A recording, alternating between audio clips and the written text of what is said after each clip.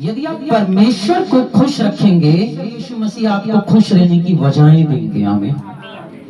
यदि आप प्रभु यीशु मसीह को खुश रखेंगे तो प्रभु यीशु मसीह आपको वजहें देंगे खुश रहने की, और आप अपनी जिंदगी में बहुत खुश रह पाएंगे। परमेश्वर यीशु के अधीन रहना सीखिए। जब आप उसके अधीन रहेंगे तो पता है क्या होगा, आपके जीवन की परिस्थितियां बदल जाएंगे। जब आप परमेश्वर यीशु मसीह के कहना मानेंगे, उसकी बातों को अपने जीवन में उतारेंगे, इसको कहते हैं अधीन रहना।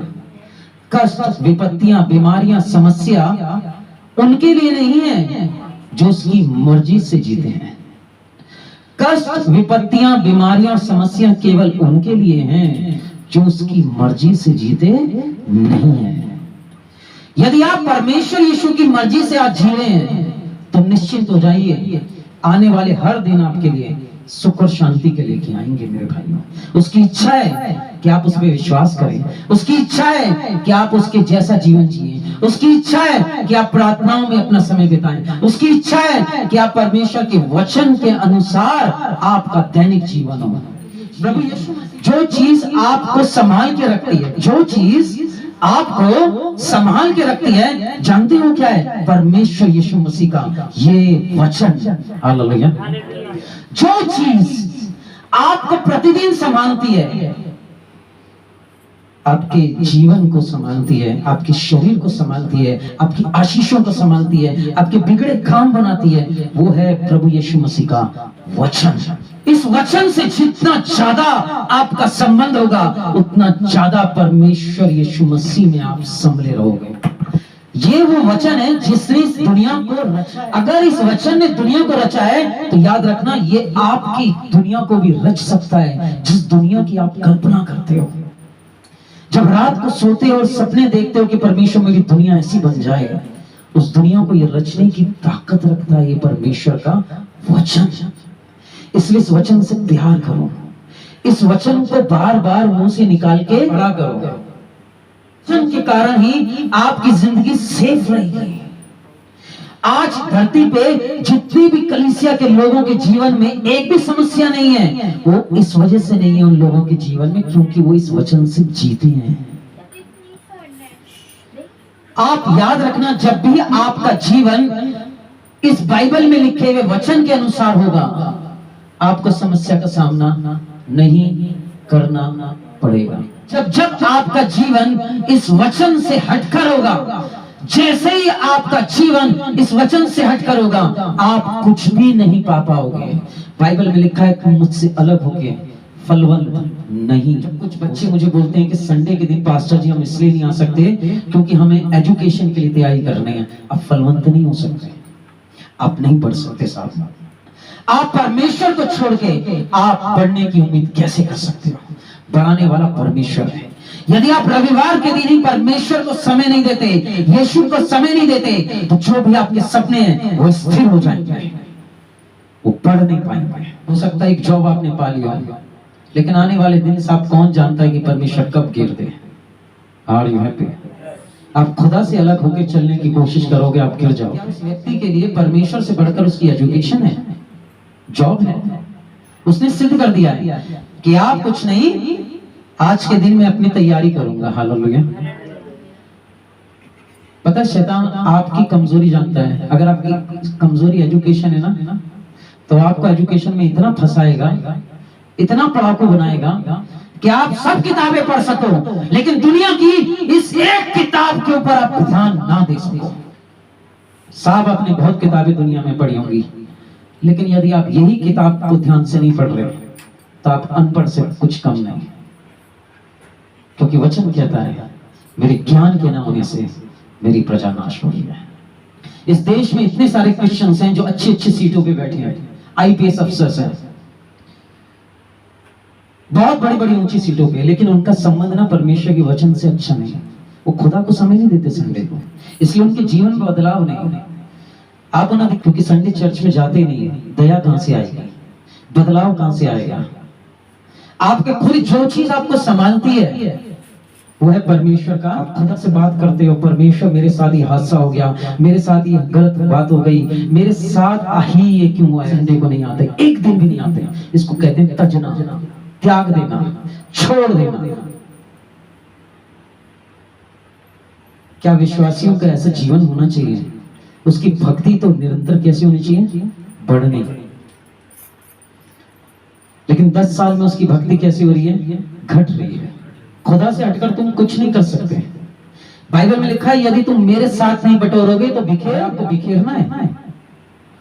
अब संडे चर्च में आने बंद कर दो, आने वाला समय तुम्हें खुद बता देगा कैसा होगा।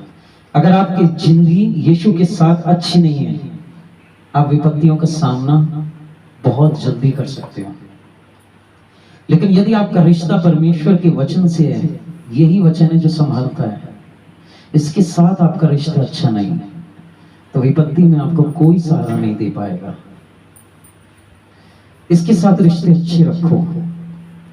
अगर इसके साथ रिश्ते अच्छे हैं तो जिंदगी में आपको किसी समस्या का मुंह देखना कभी नहीं पड़ेगा, क्योंकि ये हर समस्याओं को तोड़ के रख देगा।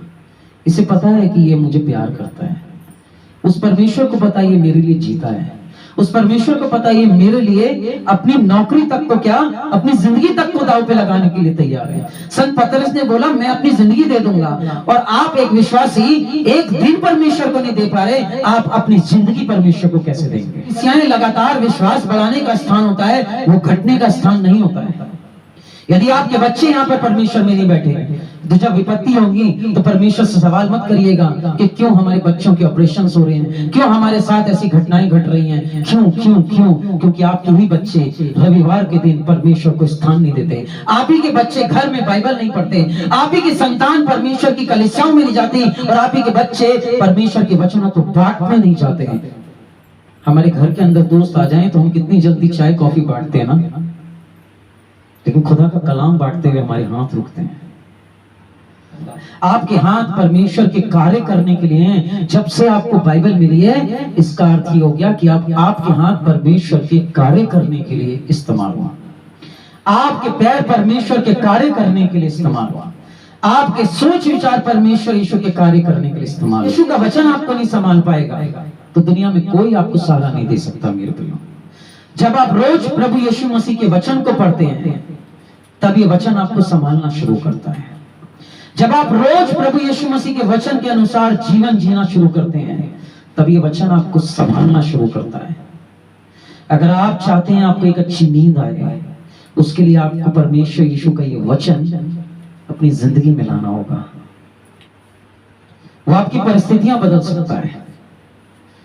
मैंने देखा है मेरे प्रियो, और आपने भी देखा है, जो ज्यादा प्यार करता है परमेश्वर यीशु से, उसकी जिंदगी में बड़े बड़े मिरेकल्स होते हैं। एक औरत जब यीशु के पास आई तो पता है यीशु जी ने उससे क्या कहा, उसके प्यार को देखकर, कि जिसने ज्यादा प्रेम किया उसके ज्यादा क्षमा हुए। हम सब ने इतना इतना किया है ना, कि अगर उसकी वसूली वो लेने बैठ गया ना, यकीन मानना, आप जो कहते हो ना परमेश्वर मुझे खुशी का पल क्यों नहीं देता, इस लाइफ में हमें एक सेकंड भी खुशी भोगने का हक नहीं है। एक सेकंड भी, जो एक सेकंड भी, यकीन मानिएगा, बिलीव मी, मेरा विश्वास करिएगा, हम में से किसी को भी एक सेकंड की भी सांस लेने का हक भी नहीं है। अगर परमेश्वर अपने बही खाते के अनुसार हमसे व्यवहार करने लगे ना, उसी समय मार देगा। आप प्रतिदिन यीशु से प्यार करने की शुरुआत तो करो। आप प्यार को क्या समझते हैं? बस उसके नाम को मुंह से निकालना प्यार है? मैं आपको बता, उसके जैसा जिंदगी जीना ही यीशु को प्यार करना है। जो मुझसे प्रेम रखते हैं, यदि वो मेरी आज्ञाओं को मानते हैं, तो मुझसे प्रेम करते हैं। जब आप परमेश्वर से प्रेम करोगे तो क्या वो आपसे प्रेम नहीं करेगा? करेगा भाई, बिल्कुल करेगा। और पता है, जब वो आपसे प्यार करेगा, परमेश्वर यीशु मसीह, तो आपकी जिंदगी में कोई कष्ट कभी नहीं रहेगा। उसका प्यार आपकी जिंदगी में कष्ट खड़ा नहीं रहने देगा। अगर आप किसी से प्यार करते हो तो क्या आपकी चाहत नहीं होगी उसकी जिंदगी में केवल खुशियां आए या गम आए? अगर आप किसी से प्यार करते हो, मोहब्बत करते हो, अपने बेटे से, बेटी से, माँ से, पापा से, आप क्या चाहोगे कि आपके प्यार के साथ साथ उसे क्या प्रोवाइड हो? खुशियां, उसे कोई कष्ट ना हो। अगर आप उस पर निगरानी रखते हो, उससे प्यार करते हो, अपने बच्चे पे निगरानी रखते हो कि मेरी प्रेजेंट में वो बड़ा हो रहा है और मैं उसे प्यार करता हूँ, अचानक उसके ऊपर कोई चीज गिरने लगे, क्या आपके हाथ उसको बताने से पहले उसको बचाने के लिए नहीं आएंगे? आएंगे। ऊपर से एक रॉड गिर रही हो, बेटा यहाँ खड़ा हो, उसको बोलने से पहले आपके हाथ उसकी रक्षा के बीच में आ जाएंगे। प्रेजेंट परमेश्वर की, प्रभु की उपस्थिति दखल अंदाजी करती है आपकी जिंदगी में, आपके बचाव के लिए। बाइबल पढ़े बिना घर के बाहर मत निकलो। मैं आपको कई समय से बोल रहा हूं, परमेश्वर का वचन संडे के दिन छुट्टी मत करो। मैं आपको लगातार परमेश्वर के वचन से बोल रहा हूं, क्योंकि ये वचन ही आपको संभाले। आप कितनी बार अंगीकार कर चुके हो कि मेरे जीवन में दुख नहीं आएंगे, फिर भी आते हैं? आप कितनी बार अंगीकार कर चुके हो कि मुझे कभी बीमारी ना छुए? छूती है, क्योंकि एक चीज की कमी है, यीशु के जैसा जीवन नहीं है। आप लाख अंगीकार कर लो, दुख जब भी आया ना, वो छू के गया ही है। इसका कारण ये था कि हम परमेश्वर यीशु के जैसे जीवन नहीं जी रहे थे। एक ही चीज है जो आपको संभालती है, वो है परमेश्वर का वचन। इसलिए जब आप रोज प्रभु यीशु का वचन पढ़ते हो, तो ये वचन आपके जीवन में असंभव को संभव करना शुरू कर देगा। ये वचन के साथ जब आपका रिश्ता अच्छा होगा, इस वचन के जैसे आप जीने लगेंगे, और जब आपको लगेगा आज मैं इस वचन के जैसे नहीं जिया, और आपके मन में दुख होगा, तड़प होगी, आपके मन में कष्ट होगा कि प्रभु आज मैंने आपका दिल क्यों दुखाया। क्या आता है ऐसा दुख कभी? क्या कभी आपको ऐसा दुख होता है अब कि प्रभु आज के दिन मैंने इस वचन के अनुसार ये गलती कर दी, किसी को बुरा बोल दिया, ईर्ष्या कर दी? दुख होता है क्या उस समय? तो आप परमेश्वर के वचन में प्रवेश कर चुके हो। अब आपका परमेश्वर आपसे बात करना शुरू हो चुका है। ये वचन आपकी जिंदगी के अंदर बदलाव लेके आएगा, और अब यही वचन चमत्कारों को अंजाम भी देगा। मेरे प्रियो, एक ही है जो आपको संभालेगा, परमेश्वर का वचन। उस वचन से अच्छे रिश्ते रखो, वचन को रोज पढ़ने की आदत डालो। मनुष्य जो आपको केवल संभाल सकता है। आप इतने बड़े नहीं हो कि आप परमेश्वर के वचन के अगेंस्ट परमेश्वर का विरोध करना, परमेश्वर के वचनों का विरोध करना, उसके वचनों को बुरा मानना ही उसका विरोध करना है। जब आप मन में ऐसे काम करोगे तो आप परमेश्वर के अगेंस्ट खड़े हो जाओगे, और परमेश्वर आपको तोड़ देगा। इस जगत में आपने जितना प्राप्त कर रखा है ना, उसे लेने में 2 मिनट नहीं लगेंगे। आप कुछ भी नहीं हो खुदा के आगे, आपकी मैं भी कुछ नहीं है परमेश्वर के आगे। आप मिट्टी परमेश्वर के आगे। आपको वचन सुन के तर्क वितर्क नहीं, आपको अपनी गलतियां सुधारने का मौका दिया गया था।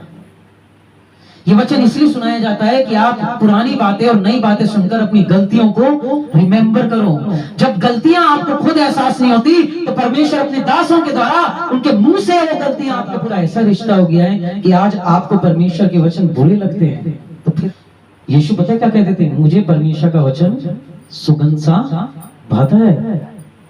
यदि ये वचन आपको इस समय सुगंध सा बाहर आए, आपको लग रहा है कि हाँ परमेश्वर मुझसे मेरी गलतियां सही करेक्ट करने के लिए बातें कर रहा है, तो आपको बुरा नहीं लगना चाहिए। स्कूल में टीचर अगर ब्लैक बोर्ड पे पढ़ाने लगे और स्टूडेंट वहां पे बोले मुझे ये नहीं सुनना, टीचर कभी नहीं पढ़ा सकता। क्या कारण है आपकी जिंदगी के अंदर समस्या का आने? बाइबल में लिखा है विपत्तियां अपने आप पैदा नहीं होती, मैं परमेश्वर इन विपत्तियों को स्वर्ग से रचता हूं। जिंदगी बहुत बड़ी है भाइयों। अभी लाइफ आपको बहुत जीनी है बुढ़ापे तक। पता नहीं हम में से किसके भाग्य में आने वाले टाइम में पैरालाइज लिखा हो, मालूम नहीं, उसमें मैं भी हूं। पता नहीं हम में से कितने लोगों के लिए अगला साल पता नहीं जिंदा रखा भी है परमेश्वर की नहीं। अगर आपके रवैये से रहे तो शायद कुछ साल भी नहीं जी पाओ। यदि आप परमेश्वर के वचन से नहीं जी रहे तो आपकी जिंदगी लंबी नहीं हो सकती। बाइबल में लिखा है जो यावे से डरते हैं उनकी उम्र लंबी होती है। यावे से डरने का अर्थ है उसके वचन के अनुसार जीवन जीना। आप सच बताइए अपने दिल पे हाथ रख के, बिलीव करिए मुझ पे कि आपकी जिंदगी में जितने भी आज तक बड़ी बड़ी संकट आए उसे जरा गौर करिए, याद करिए। जब जब आप हॉस्पिटल में गए और परमेश्वर ने आप पे विश्वास कर दिया, जब आपने बोला अब नहीं करूंगा, आपने ऐसा जरूर कहा होगा, प्रभु प्लीज मुझे चंगा कर दो, अब मैं बिल्कुल मैं बदलूंगा। तो वो जो वादा आपने किया था उस टाइम झूठा था, इसलिए परमेश्वर आपके फिर वादों पे यकीन करना बंद कर देता है।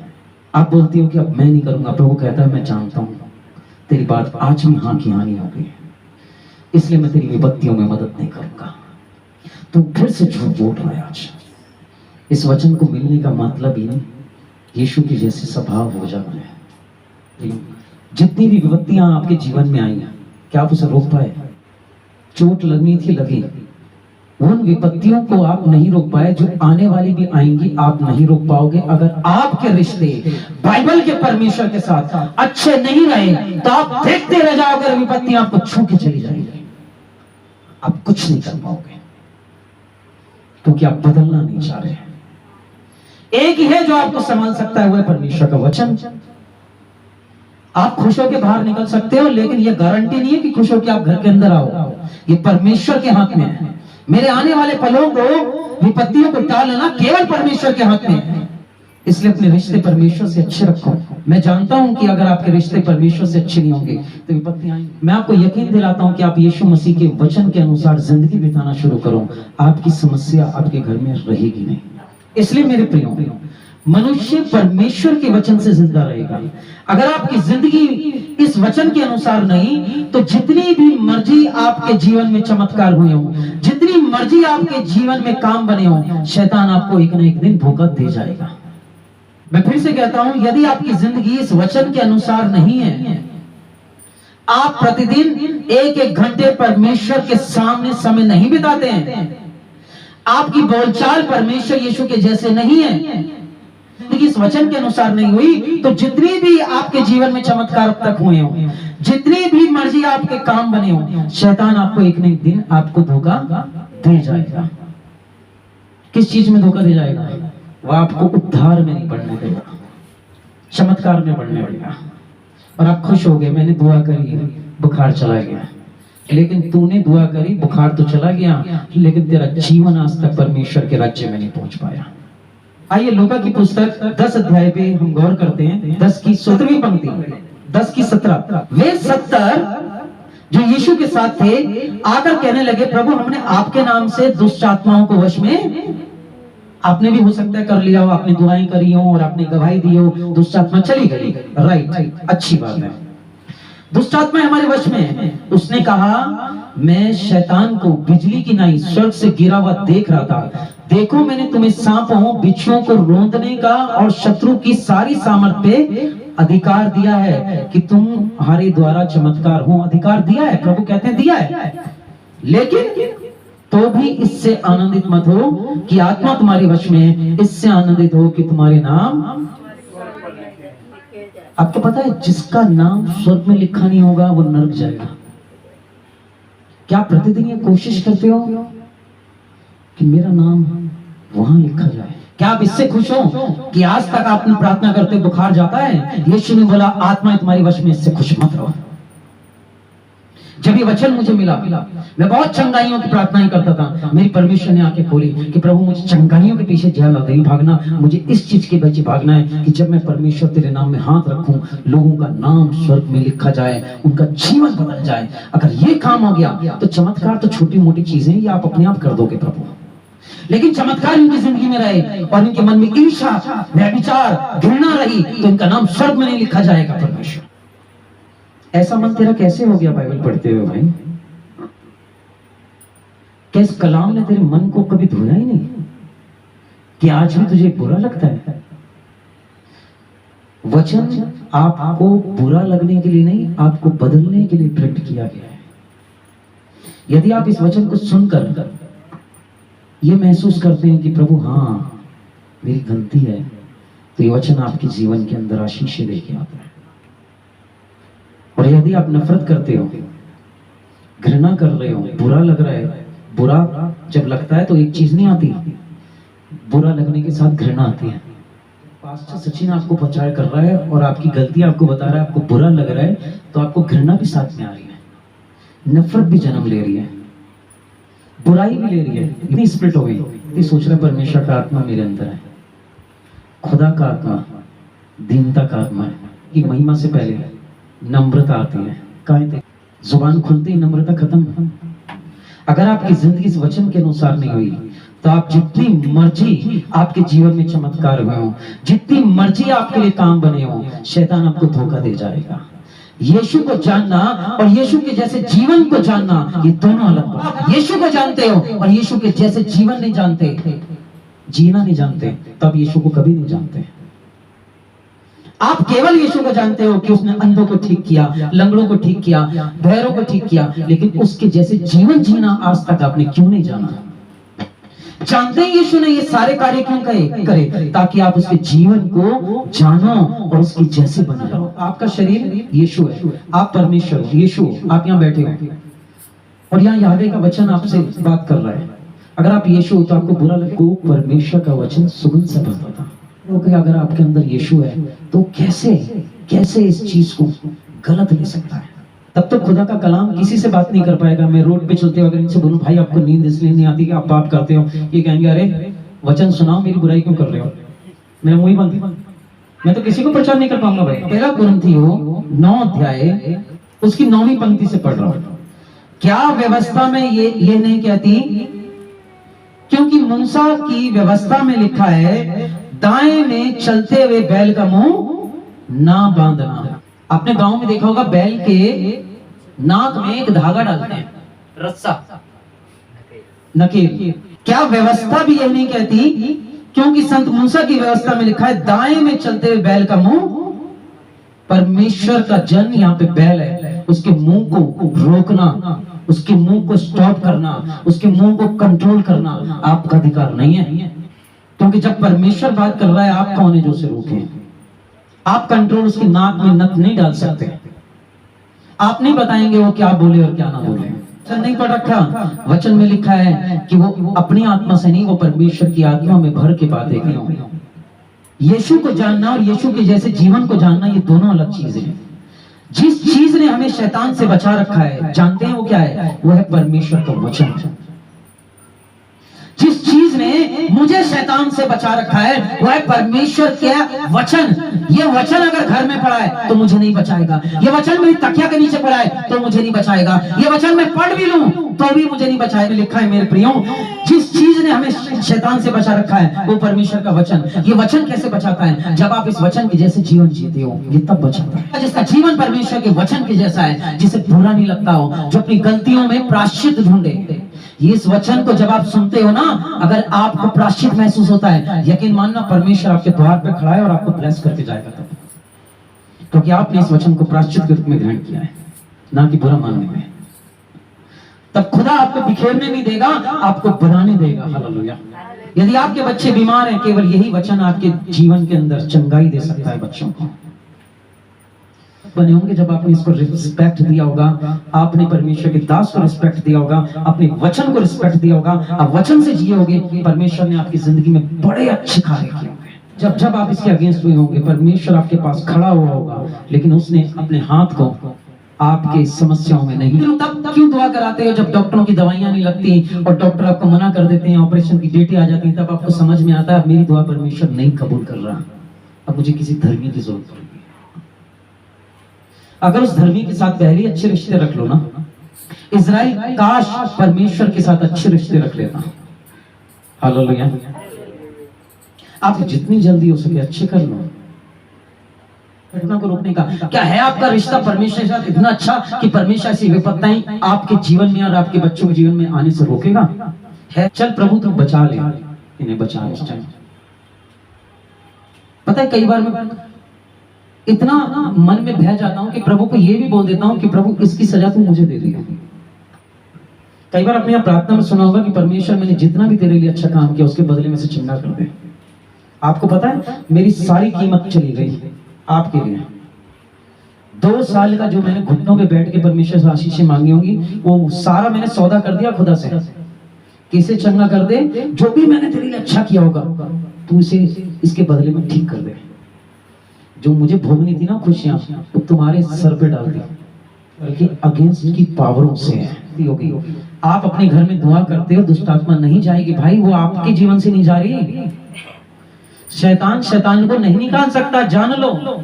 यदि आप शैतानी जीवन जीते हो, आप ईर्ष्या करते हो, जलन करते हो, बुरा मानते हो, नफरत करते हो, गालियां देते हो, गलत काम करते हो, व्यभिचार करते हो, तो शैतान है, शैतान को नहीं निकाल सकता। बाइबल में लिखा है। आपको किसी धर्मी व्यक्ति के हाथ को अपने सर पे रखवाना होगा अपने करैक्टर को बदलवाने के लिए। बोले बांट रहा हूं, वो धर्मी जो ज्यादा प्रार्थनाओं में बैठ रहा हो, वो धर्मी जो परमेश्वर के वचन से इन दिनों ज्यादा जी रहा हो, आपको ऐसा व्यक्ति ढूंढना पड़ेगा अपने सर पे हाथ रखवाने के। कलीसिया में तो सभी लोग एक ही जैसे होते हैं। एक ईर्ष्या कर रहा है तो दूसरा झूठ बोल रहा होगा, कोई धर्मी नहीं। याद रखना, जब भी आपके घर में ठोकर ना लगे तो कोई दुआएं आपके लिए कहीं कहीं कर रहा होगा। ये मत सोचिए कि आपकी दुआओं की वजह से आज आपके घर में आशीष है। आपके घर में आपकी दुआएं आपको नहीं लग रही, आप गाली देना नहीं बंद कर रहे हो, आपकी दुआएं आपको नहीं लग रही, आप ईर्ष्या करना नहीं बंद कर रहे हो, आपकी दुआएं आपको नहीं लग रही, आपका करैक्टर नहीं बदल रहा है। अगर ये सब कुछ नहीं बदल रहा तो परमेश्वर के वचन में खड़ा होना ही आपका बेकार है। केवल चंगाई के लिए मत आइए यहाँ पे। ये बाइबल प्रिंट की गई है आपको यीशु के जैसा जीवन जीने के लिए। अगर परमेश्वर आपके जीवन में खड़ा हो गया तो हर चीज आपके जीवन के अंदर अपने आप आ जाएगी। एक ही है जो संभाल सकता है, वो है परमेश्वर का वचन, लेकिन उसके जैसा आप जी ही नहीं रहे। वचन क्या है? परमेश्वर है। जितना ज्यादा आपका जीवन परमेश्वर के वचन पे आधारित होगा, उतना ज्यादा ही आपके अंदर परमेश्वर मौजूद होगा। कोई कहे मुझे देखकर बता दो परमेश्वर कितना है, आप देख के बता दोगे परमेश्वर कितना है। अगर वो गाली देता है और उसके हाथ में ऐसे बाइबल है ना, आप देख के बता वचन, और उस वचन से जितना ज्यादा वो बात करता है उतना ज्यादा उसके अंदर परमेश्वर। वचन ही तो परमेश्वर है। अगर आपके अंदर परमेश्वर का वचन नहीं, ईगो, नफरत, घृणा है, तो आपके अंदर परमेश्वर नहीं, आपके अंदर दुष्ट आत्मा है साहब। और यही आपकी विपत्ति का कारण बनेगा। हो सकता है आज आप हॉस्पिटल से आ गए हो, लेकिन नेक्स्ट टाइम के लिए अपने आप को तैयार कर रहे हो ऐसे हरकतें करके, क्योंकि विपत्तियां अपने आप जन्म नहीं लेती, परमेश्वर इसको जन्म देने के लिए मजबूर होता है। हम इसलिए मेरे प्रिय, अभी भी समय नहीं गया। अपने कामों से तौबा करें, अपने व्यवहारों से तौबा करें और अपने जीवन को बदलें। अब हमें शैतान से बचा रखा है वो है परमेश्वर का वचन। यदि कोई उस पर वार कर सकता है वो है परमेश्वर का वचन। यदि कोई शैतान से लड़ सकता है और जो आपको ताकत दे सकता है वो है प्रभु यीशु मसीह का वचन। यदि आप बाइबल पढ़ने की आदत डाल दोगे तो जब शैतान आपकी जिंदगी में काम करेगा आप उसे तब हरा डालोगे।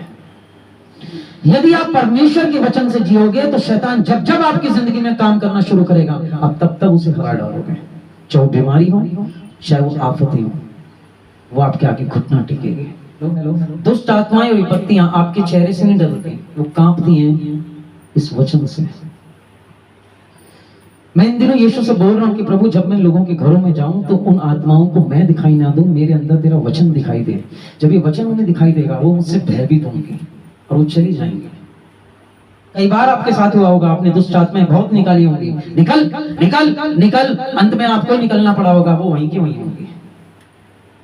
मैं बोल रहा हूं निकल, तो दुष्ट आत्मा बोल रही होगी तू भी दुष्ट, मैं भी दुष्ट, मैं क्यों निकलूं? शैतान को निकाल नहीं सकता। एक पास्टर जी व्यभिचार करके आए 5 स्टार होटल में, किसी औरत के साथ गलत काम करके आए और ठीक 3 घंटे बाद उनका चर्च था, बड़े नामी ग्रामी पास्टर थे और उनके सामने दुष्ट आत्मा का केस आ गया। वो गए, उन्होंने दुष्ट आत्मा एक लेडीज के अंदर थी, जाके भाई पूरी ताकत लगा ली, वचन पढ़ लिए, अंगीकार करा दिया, सब कुछ कर लिया। औरत के अंदर कोई भी दुष्ट आत्मा ही चीख रही है, चिंगार रही है, बात कर रही है। पास्टर जी परेशान हो गए। बाद में पता है उस आत्मा ने क्या बोला? मैं तुझे जानता हूं। पास्टर ने बोला अच्छा मुझे जानता है, बता कौन हूं मैं? जानता ना मैं परमेश्वर का दास हूं। कहने लगा तू परमेश्वर का दास नहीं है, तू पापी है। पता है दुष्ट आत्मा आपसे ज्यादा आपको जानती है। अभी क्या जानते हो, उससे ज्यादा शैतान आपकी लाइफ को जानता है। उसे पता है आपकी कमजोरी क्या है। अगर आपकी कमजोरी प्रॉन फिल्म में देखना है ना, वो आपके सामने बार बार ये चीजें लेके आएगा। आपकी कमजोरी व्यभिचार है, वो आपके सामने व्यभिचार लेके आएगा, बार बार ऐसी स्त्री लेके आएगा। अगर आपकी कमजोरी पढ़ाई है, वो आपको पढ़ाई में फंसा के रख देगा ताकि आप वचन ना पढ़ सको। वो आपकी कमजोरी का इस्तेमाल आपके शरीर में करेगा, आपको आपके परमेश्वर से दूर करने में। आपको बुरा लगता है, वो ऐसी बातें आपको सुनाएगा जिससे आपको बुरा लगे। वो आपकी कमजोरी का फायदा उठाएगा। अगर आपका मन नहीं लगता बाइबल पढ़ने में, वो आपका बार बार मन नहीं लगाएगा, वो आपकी कमजोरी का फायदा उठाएगा, वही चीजें सामने लेके आएगा। वो आपको परमेश्वर के भवन तक नहीं पहुंचने के लिए सब चीजें इस्तेमाल करेगा। अचानक दोस्त आ जाएगा, अरे रवि क्या कर रहे यार, आज पता है फिल्म लगी है सलमान खान की, चलते हैं यार, ले आएगा फिल्म की टिकट। मैं जब राजेंद्र भाई और फ्रैंकलिन मैसी के चर्च में जाने लगता था, मेरे दोस्त अचानक टिकट ले आते थे। वैसे कभी खर्च नहीं किया उन्होंने, मैं अपनी रियल बात बता रहा हूँ, बिलीव करिए आप मुझ पे। मैं चर्च के लिए तैयार होता था, संडे चर्च के लिए, वहां 11 बजे तक पहुंचना होता था, आर.के. पुरम सेक्टर 10 में, रविवार को 10 बजे से लेकर चर्च लगता था रात के 7:30 बजे तक, लॉन्ग टाइम। आराधना दबकी होती थी, आ जाते थे। और पता है मेरे मन को ना, मैंने पाप भी किया उस समय, मेरे मन को बदल दिया उन्होंने। एक मन में आया, यार रोज तो जाता है चर्च, आज इतनी बढ़िया फिल्म है, पहला शो है, चल चलते हैं। अब जी मैं अपनी सच्ची घटना बता रहा हूं, मैं उनके साथ चला गया विशाल हॉल पे फिल्म देखने। रेस्ट टाइम हुआ, उसके बाद फिल्म पूरी खत्म हुई तो दोस्तों ने बोला यार आज मजा आया फिल्म देख के, कैसा लगा? मैंने बोला बहुत अच्छा। त्याग दिया उस दिन मैंने वचन। अब मैं क्या कर रहा हूँ, खुदा से क्या कर रहा हूँ, दूर जा रहा हूँ। वो उन चीजों को इस्तेमाल करता है हमारे लिए, वो हर वो चीज आपको देगा जिससे आप खुदा के वचन में ना पड़ सको, खुदा की नजरों में गिर जाओ। और तब जब तुम मांगो और खुदा तुम्हारे अपना मुंह पलट ले, जान के मैं उसकी हरकत है। इसलिए मैं प्रभु से बार बार बोलता हूँ, प्रभु मैं गिर जाऊंगा लेकिन तुम मेरी मदद करना कि ऐसी चीजों में मैं समझ पाऊँ। अगर मैं बोलूंगा कि मैं सुधर जाऊंगा तो मैं गिर जाऊंगा, क्योंकि मैं तो कभी नहीं सुधर सकता। अगर आप जब भी बोलोगे ना मैं ठानता हूं कि मैं बदल जाऊंगा, आप कभी नहीं ठान पाओगे। लेकिन जब आप बोलोगे प्रभु तुम मेरी मदद करना कि मैं कभी ना गिरूं, आप उसको आगे रख रहे हो ना, वो संभालेगा तब आपको। तब आप प्लान जितने मर्जी बना लो, इसके साथ इस कमरे में ले जाके ऐसा गलत करूंगा इस लड़की का। आपने सुबह प्रभु को क्या बोला, प्रभु मुझे संभालना। अब पता है प्रभु क्या करेगा, रोड़े डाल देगा, क्योंकि तुमने उससे ना वाचा बांधी है। अब प्रभु गलत काम नहीं होने देगा, तुम्हारे सारे प्लान फिल कर देगा, क्योंकि तुमने उसे हैंड ओवर कर दिया। लेकिन अगर मैं बोलता मैं संभालूंगा, सब काम खराब हो जाएगा। जो आपको संभालता है वो परमेश्वर का वचन है। यदि आप बाइबल पढ़ने की आदत डाल देंगे तो जब शैतान आपकी जिंदगी में काम करना शुरू करेगा, आप शैतान को हरा दोगे। वो लोगों के मनों में अलग अलग विचार डालता है मेरे प्रियो, किसी के कुछ और किसी के कुछ। अगर वचन आपके जीवन में नहीं है और आप वचन के अंदर मजबूत नहीं है, वचन में मजबूत होने का मतलब क्या है, आपको हर परिस्थिति में परमेश्वर का वचन याद रहे। झगड़ा हो रहा है घर में, वचन क्या कहता है, किसी को किसी की दोष देने का अधिकार, एक दूसरे की सलाह, अपना जुबान चुप रखोगे। वचन में बात करिए भी आपसे। अचानक यहाँ मम्मी पापा का झगड़ा हो रहा, कट करके वचन में बात करिए आपसे। क्या करता है खुदा का वचन बात? कई लोग कहते हैं ना खुदा ने बात करी, यही है बात, इसी को कहते हैं खुदा ने बात करी। खुदा कौन है? वचन। जब वचन आपसे बात कर रहा है, खुदा बात कर रहा है। कई लोग कहते हैं ना, पास्टर कहते हैं आज परमेश्वर ने बात करी, इसका अर्थ क्या था? वचन ने बात करी मुझसे, यीशु ने बात करी मुझसे। जिस दिन आपको वचन बात करने लगेगा ना, आप समझ लेना खुदा आपको संभालना शुरू हो चुका है। अब आपके पैर फिसलेंगे नहीं। हालेलुया। अचानक आपकी नजर कहीं जाएगी, खुदा एकदम वचन से बात करेगा। किसी पराई स्त्री पे ऐसी नजर मत डाल, ये व्यभिचार खिलाएगा। खट करके वचन आया, खट करके तेरी नियत बदल। वचन बात करना शुरू हो गया आपसे। एक होता है वचन रट्टा तोतू। स्कूल में देखा ना, बच्चे रट्टा तोतू करते हैं। 2 दूनी 4, 2 तिया 6, रट्टा तोतू। आपको वचन याद होंगे तो कोई फायदा नहीं, क्योंकि परिस्थिति के टाइम पे ये रट्टा तोतू वचन आपको ना बदलते ही नहीं। कितने लोग हैं यहाँ मुझे वचन सुनाते हैं, पास्टर जी यहाँ लिखा है, वो वचन आपको याद तो है लेकिन परिस्थिति में आपके काम नहीं होता। ऐसा वचन रट्टा तुतु रखने का क्या लाभ। लेकिन कमाल की बात है कि झगड़ा और अचानक खुद आपसे बात करे कि झगड़ा बाढ़ में छेद के समान है। ये खुदा से मांगो कि परमेश्वर परिस्थिति में तेरा वचन मुझसे बातें करे, तब मेरे पांव रुक जाएंगे। हालेलुया। अगर वचन आपसे बात करेगा कि मुझे सोना नहीं, मुझे अपने परिवार का केयर करना है, तो ये वचन आपको बदलने पे मजबूर कर देगा भाई, और आप प्रयास करोगे परमेश्वर यीशु से बोल के। यदि आपकी फैमिली लाइफ अच्छी नहीं चल रही, आप परमेश्वर से बात करोगे, और उस फैमिली लाइफ को अच्छा चलाने के लिए वचन आपसे बात करेगा कि घर के अंदर कलेश मत मचाओ। अचानक आप उत्पात मचाना बंद कर दोगे। ये वचन आपसे बात करना शुरू हो गया है कि नहीं मुझे नहीं मालूम। नींद आ रही होगी, वचन आपको बोलेगा अपनी देह पर नियंत्रण कर। हाय हे मेरे प्रियो, अगर आप वचन में मजबूत नहीं तो आप वचन में कमजोर हैं। आज्ञा मानने में आप मजबूत बनते हैं, और वचन में जैसा लिखा है वैसा ही जीवन जीने में अगर आप नहीं जीते तो आप कमजोर होते हैं। तो आप शैतान के लिए फिर पता है क्या हो जाओगे? Easy target. अगर आप वचन में कमजोर हो तो आप शैतान के लिए इजी टारगेट हो। इजी टारगेट को हिंदी में क्या कहेंगे? आसान निशाना हो। इजी टारगेट, आसानी से आपको कैच कर लेगा अगर आप वचन में मजबूत नहीं। वचन में मजबूत होने का मतलब आपके व्यवहार यीशु के जैसे नहीं। अगर आए, उसे मालूम है, उसे एक्सपीरियंस है। शैतान को पता है क्या? आपका एक्सपीरियंस कितने साल का है? कोई कहता है ये बाल धूप में सफेद नहीं हुए, 100 साल का एक्सपीरियंस, राइट? किसी के पास एक्सपीरियंस 100 साल से ज्यादा का नहीं होगा। आपको पता है शैतान के पास एक्सपीरियंस कितने साल का है? अदन के बगीचे से है उसके पास एक्सपीरियंस, और तब से जब अदन का बगीचा भी नहीं बन रखा, और तब से जबकि भोर के तारे परमेश्वर के आगे नमन करते थे स्वर्गदूत, और स्वर्गदूत भी नहीं बनाए गए थे, लाखों हजारों नहीं बनाए गए थे। सबसे पहला स्वर्गदूत जो रचा गया था वो ही था। वहां से उसका एक्सपीरियंस है, लॉन्ग एक्सपीरियंस।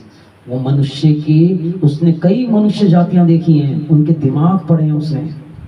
कई कई राजाओं, कई कई कंट्रियों के उसने दिमाग पढ़े हैं जो आज दुनिया में नहीं है। करोड़ों साल पहले थी वो कंट्रियां, वो राजाएं, वो राजमहल, वो लोग, उन सब के दिमागों को वो जानता है कि लोग क्या क्या सोचते हैं, क्या क्या प्लान बनाते हैं। वो एक्सपीरियंस मैन है शैतान। आप उस एक्सपीरियंस व्यक्ति के साथ उलझ सकते हो आसानी से इस वचन की सामर्थ के कारण। बिना इसके आप उससे नहीं उलझ पाओगे। वो आपको परेशान नहीं कर देगा, परमेश्वर से दूर ले जाएगा।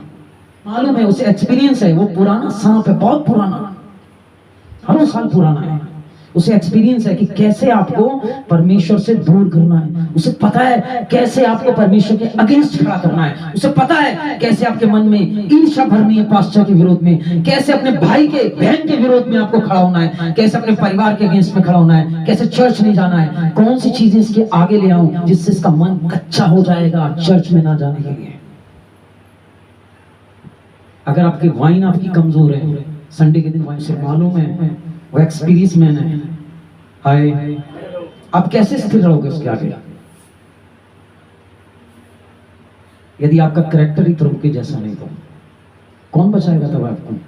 संत पौलुस ने बोला, कौन मुझ अभागे व्यक्ति को उद्धार देगा? हालेलुया। नए नियम में लिखा ही है। इसलिए उसे मालूम है, उसे एक्सपीरियंस है, वो पुराना सांप है। उसे मालूम है कि आपको किस तरह से घेरना है, किस तरह से आपके दिमाग को वश में करना है, किस तरह से इस परमेश्वर के वचन से जीवन दूर करना है, प्रार्थनाओं से दूर करना है, चर्च से दूर करना है, और संगति से दूर करना है। उसे मालूम है। यदि किसी की कमजोरी पैसा है तो उस व्यक्ति को वो इतना पैसे की चीज में फंसा देगा, पैसा कमाने की आदत डला देगा कि वो इस वचन को समय नहीं दे पाएगा। पहले देगा 1 घंटे, फिर आधा घंटा, फिर 15 मिनट, धीरे धीरे वो पैसे में इतना खो जाएगा कि इसमें बैठ नहीं पाएगा। कमाने के चक्कर में, हम कमाने के चक्कर में, वो आपको बिजनेस में इतना प्रॉफिट देने लगेगा, तो मुझे प्रणाम कर, सब चीजें दूंगा। हम उसे कब प्रणाम करते हैं? जब हम बाइबल के अनुसार जिंदगी जीना बंद कर देते हैं भाइयों, बेशक से ये हमारे बगल में होती है, हम शैतान को प्रणाम करना शुरू कर देते हैं। हाँ जी, बिलीव मी, विश्वास करिए मेरा, हम शैतान को प्रणाम करना शुरू कर देते हैं उन दिनों, क्योंकि वो हमें सब चीजें दे रहा है और हम इससे दूर हो गए हैं। सामर्थी परमेश्वर को बोलना, वो सब कुछ करने की ताकत रखेगा। क्या आप रोज बोलते हो कि प्रभु मेरे पाप के जीवन को, मेरे पाप के स्वभाव को बदले, लेकिन आपकी प्रार्थना क्या होती है? मेरे बच्चे अच्छी नौकरी पाले। पाप का स्वभाव बदलने की कभी प्रार्थना करते हो? पिछली बार याद है कब करी थी? कितने दिन पहले? 1 महीने, 2 महीने, 1 साल पहले? क्या इस प्रकार की प्रार्थना रखते हो? प्रभु मेरा मन हमेशा तुझे पुकारने में लगे, हे परमेश्वर जैसा तू चाहता है मैं तुझे खुश रखूं। ये प्रार्थना में शब्द होते हैं ना आपके, आप में आ गया। अब आप मिलावले तंबू के लिए चुन लिए गए हो। पता है आपको कीमत दी है किसी ने, आपकी कीमत अनमोल है। किस चीज से खरीदा यीशु ने?